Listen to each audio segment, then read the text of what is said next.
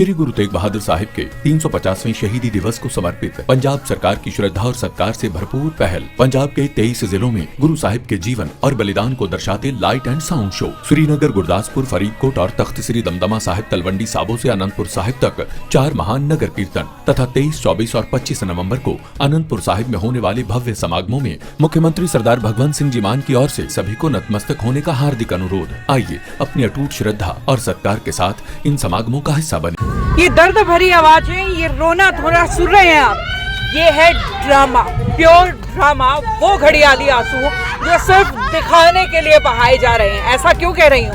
दरअसल फिलहाल आप सामने 103 साल के बुजुर्ग की बॉडी देख रहे हैं। ये 103 साल का बुजुर्ग जो अपने आखिरी 3 साल भूमि आश्रम में काट कर गया है, वो बुजुर्ग जिसे 100 साल की उम्र में बेघर कर दिया गया, वो बुजुर्ग जिसके लिए 2 रोटियां ये परिवार नसीब नहीं करवा पाया, वो बुजुर्ग जिसकी सेवा ये परिवार नहीं कर पाया, और आज जब वो बुजुर्ग जो है भगवान के पास चला गया है, तो आज रो धो कर ये ड्रामे करके पता नहीं क्या इस परिवार की तरफ से जताया जा रहा है। ये देखिए, जितने घड़ियालू आंसू या फिर ये यूं कहिए जितना दुख दर्द आपको इस तस्वीर में नजर आ रहा है, शायद उसका 1% भी उस बुजुर्ग के जीते जी होता ना, तो वो बुजुर्ग अपने आखिरी के सालों में ये कहता हुआ नजर नहीं आता कि मेरा कोई परिवार नहीं है, मैं बिना परिवार का हूँ। 100 साल की उम्र में किसी मीडिया पर्सन की कॉल के ऊपर भूमि आश्रम की तरफ से उस बुजुर्ग को बचाया गया था। इतनी बुरी हालत थी उस बुजुर्ग की, कोई देख नहीं सकता था। हालांकि भूमि आश्रम की टीम ने अच्छा काम किया था, लेकिन फिलहाल आज वो गुजर चुके हैं, और उसके गुजरने के बाद ये देखिए परिवार घड़ियाली आंसू बहाने के लिए पहुंच गया है।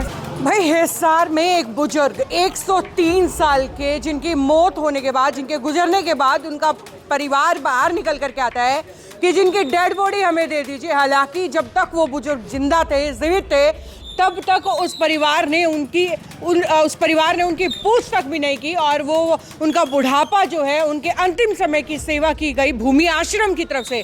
आज जब उनके अंतिम संस्कार का समय आया, तो फिर परिवार की तरफ से एक गुहार लगाई जा रही है कि जी डेड बॉडी हमें दे दी जाए। किस हक से, किस हिसाब से, क्या समझ में आया? मेरे को तो जी बिल्कुल भी समझ नहीं आया, आखिर में परिवार कैसे पहुंच गया। 2.5-3 साल के बीच में कभी कोई परिवार का आदमी उनका हालचाल पूछने नहीं आया, कभी फ़ोन तक भी नहीं किया, और आज वो एंड वक्त पे जब उनका दाह संस्कार होना था, उस समय पे उनके परिवार के कम से कम 25 से 30 लोग यहाँ पहुँच गए कि बॉडी लेने आए। मैंने उनसे ये पूछा, क्या आप उनको एक रोटी नहीं खिला पाए? 3 साल से कभी आपने दर्शन किए? बोले जी नहीं। मैं आज क्या जरूरत पड़ गई? बोले जी हम पुण्य कमाना चाहते हैं। इसको पुण्य कहेंगे या क्या कहेंगे जी? मतलब 3 साल तक 103 साल की उम्र में वो गए थे? वो अभी 103 साल की उम्र में देहांत हुआ है। 103 साल की उम्र में, और 3 सालों से वो आपके पास थे। यानी कि 100 उम्र से भी जो आगे गुजर चुके हैं, उस उम्र तक भी वो उनको रोटी नहीं दे पा रहे हैं। इतने बुढ़ापे में उन्हें बेघर कर दिया गया था। कहाँ से मिले थे वो आपको? ये हमें हिसार के रेलवे स्टेशन, वहाँ पे बहुत ही बुरी कंडीशन। अपने विपिन खुराना जी ने मेरे को कॉल किया, हम उनको अपने भूमि आश्रम में लेकर आए थे। जब लेके आए बहुत ही बुरी कंडीशन थी, शायद वो 2-3 दिन ही निकालना मुश्किल हो गया था, पर वहाँ पे इतनी अच्छी सेवा मिली। भगवान जी का ही घर कहूँगा कि वो 2.5-3 साल निकाल पाए अपने जीवन के। बहुत ही 100 साल के बुजुर्ग को बेघर करने के बाद, 3 साल ना संभालने के बाद, आज परिवार यहाँ पे आया डेड बॉडी मांगने के लिए।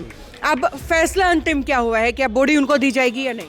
फैसला जी देखो, मैं एक समाज सेवी हूँ, मैं सेवा करता हूँ। मैंने परिवार को ये कहा जी, अपने माँ बाप को रोडों पे ना छोड़ो, उनको मरने के लिए ना छोड़ो, उनकी सेवा करो, संस्कार डालो।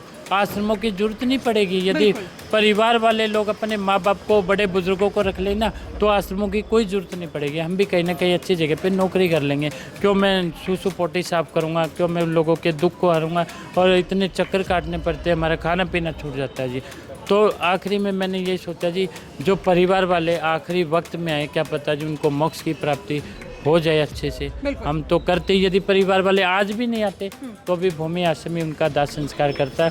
मैं तो ये कहूँगा भगवान जी को, उनकी आत्मा को शांति मिले, और अच्छे से विधि विधान के आपको एक साथ। बात बता दूं कि ये पूरा मामला दिखाने का कारण ये था कि जो आइंदा जो लोग अपने घर के बुजुर्गों को बेघर कर रहे हैं, उन्हें घर से निकाल रहे हैं, या जो इतने बुढ़ापे में आने के बाद अपने घर के बुजुर्गों की सुध नहीं ले सकते हैं, उनको इस तरीके से उजागर करना जरूरी था ताकि आइंदा कोई भी ऐसा करे तो उससे पहले ज़रूर डरे।